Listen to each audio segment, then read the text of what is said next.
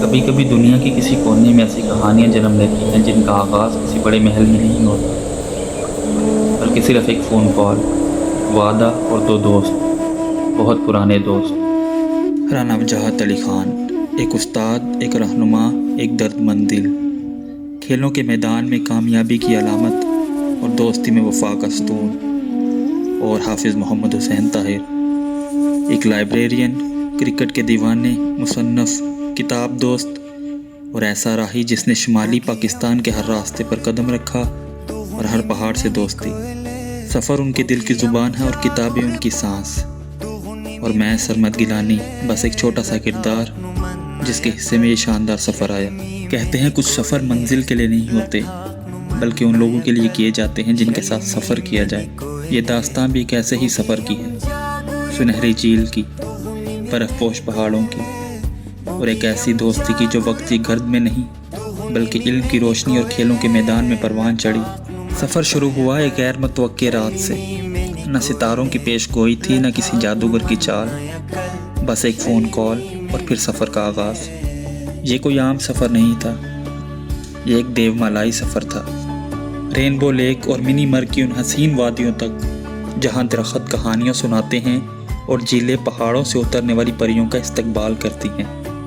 رات دیر گئے فی البدیہہ فیصلہ کیا کہ صبح شمال کی جانب چلتے ہیں، اور یہ رانا صاحب کا منصوبہ تھا، اور ان کے منصوبوں میں کوئی نہ کوئی طلسم ضرور چھپا ہوتا ہے۔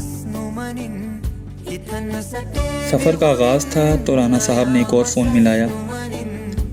حافظ صاحب، پہاڑوں کی جانب جانے کا ارادہ ہے، ساتھ چلیں۔ اور حافظ صاحب، جن کا رخسیک ہمیشہ تیار رہتا ہے، جنہیں کسی بہانے کی حاجت نہیں، جو قریبی عزیز کی شادی تو چھوڑ سکتے ہیں مگر دوستی نہیں، اور دوستی بھی جب 3 دہائیوں پر محیط ہو۔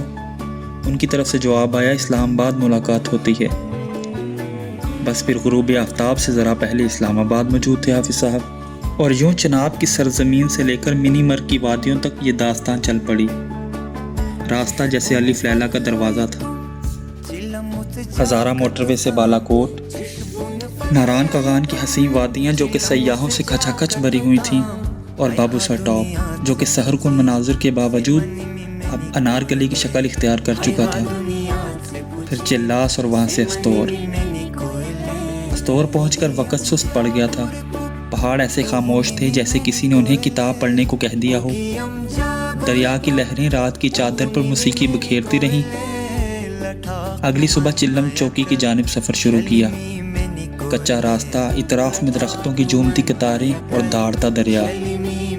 حافظ صاحب چھوٹے چھوٹے قصبوں کی تاریخ سناتے جاتے جیسے کوئی استاد پرانی کتاب پڑھ رہا ہو، اور رانا صاحب پگڈنڈیوں کو عبور کرتے ہوئے ہمیں چلم چوکی تک لے آئے۔ جیپ رینٹ کی، چوکی پر اندراج اور شناخت کروائی، اور پھر منی مر کے بلکھاتے رستوں پر رواں وہ وادی جو کہ جنت کے کسی حصے سے مشابہت تو ضرور رکھتی ہوگی۔ برزل ٹاپ کی یخپستہ ہواؤں سے ہوتے ہوئے دومیل، جہاں بادلوں میں لپٹے پہاڑ، درخت اور دور کسی جھرنے کی آواز۔ یہ سفر ایسا ہی تھا جیسے کسی پرانی دیوار کے پیچھے چھپی طلسمی دنیا۔ اور بالآخر ہم پہنچے رینبو لیک، ایسی جھیل جو کہ رنگوں کا حسین امتزاج اور ہر رنگ کا اپنا مزاج،